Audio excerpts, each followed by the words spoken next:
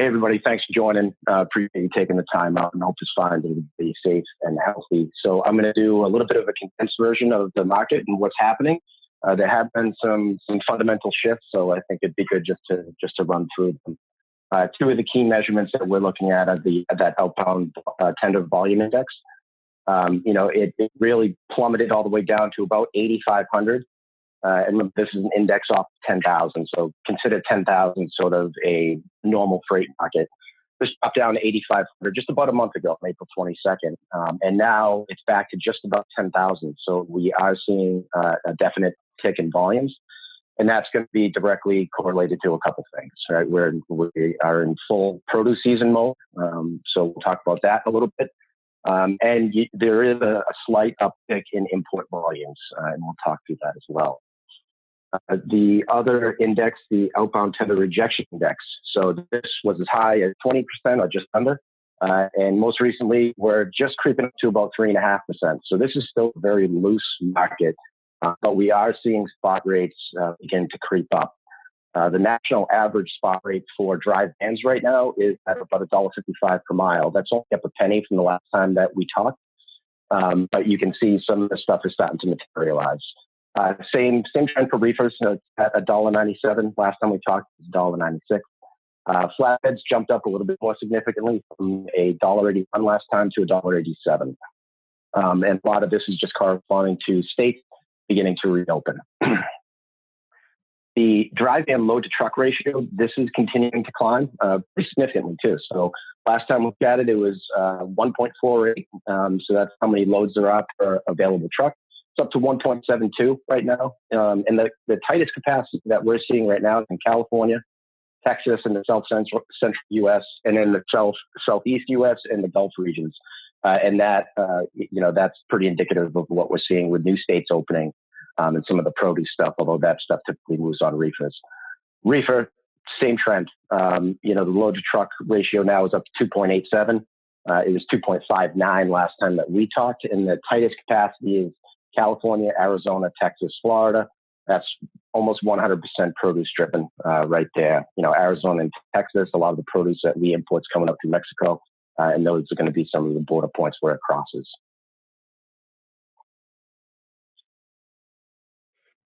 Some other miscellaneous stuff. So the transportation industry overall lost about 90,000 jobs in April, and that's a 6% drop from March and another 6% drop year on year. So this is obviously better than the overall unemployment, nationally, but it's still concerning. And there are some people that are starting to project a significant capacity crunch in the truckload space at some point in Q3 and Q4, and that's going to be sort of another black swan type of event where states open up, volumes increase, but then you are also going to have potentially a lot of bankruptcies and a lot of carriers just exiting the marketplace together. Again, it's a bit of a doomsday scenario for all of us, but it's something that we're going to be watching pretty closely. Unemployment, we've all seen the numbers. There was another 3.5 million filings last week. So over the past couple of weeks, we're up to about 36.5. New unemployment numbers will be released this Thursday.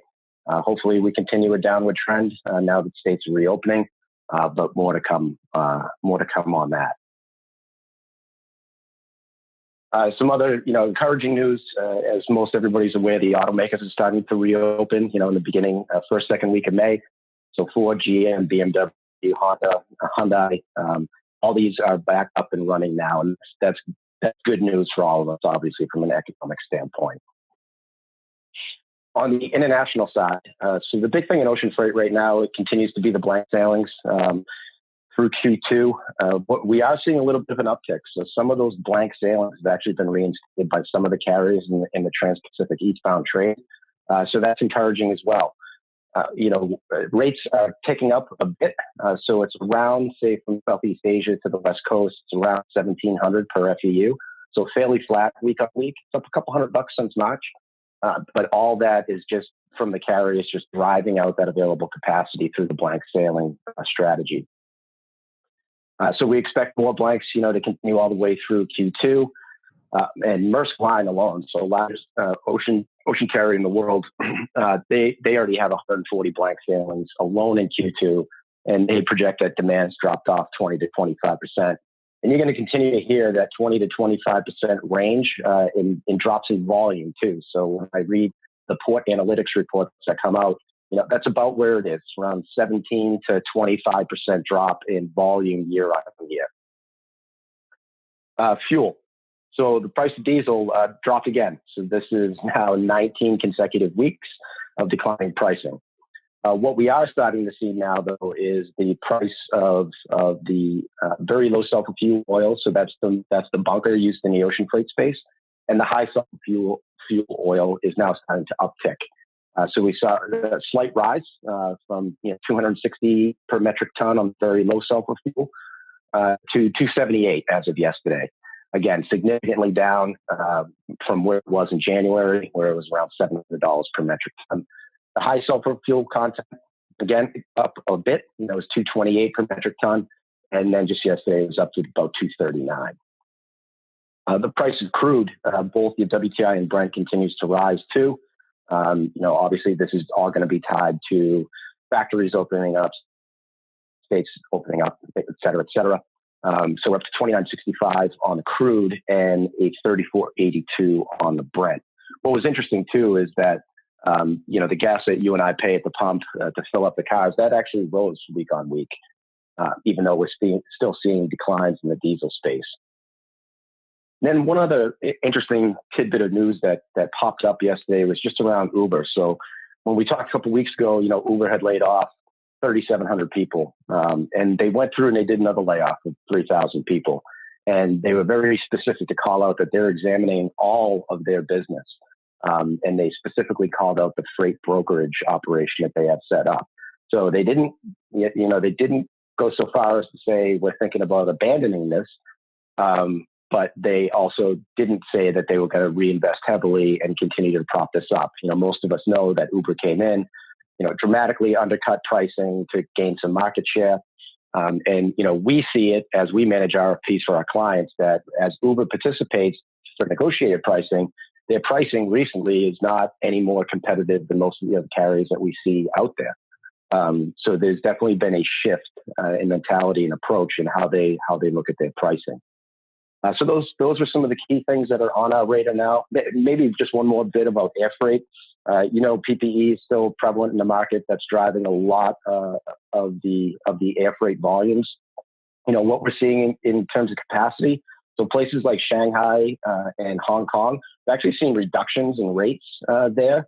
Because a lot of people are pushing their production of this stuff out of China because it's been such a mess. We talked about the 3-4 day delays in just getting cargo delivered to airports. The Chinese government has removed some of the restrictions on the inspections for PPE, but we are seeing some of this production shifting to other countries. That obviously has a residual effect where now some of that backlog will pop up in other places like Vietnam or in Indonesia. And if I had to guess, I'd venture to say that some of this production continues to move as well, maybe into the India subcontinent region. So it's an interesting time in the space. Rates did drop like 20% coming out of Shanghai and Hong Kong, but they're still hovering around $20 a kilo. And charters are anywhere from coming out of China, $1.5 to $2 million for a full cargo charter. So still a huge crunch around the air freight. So we are definitely watching that very close as well.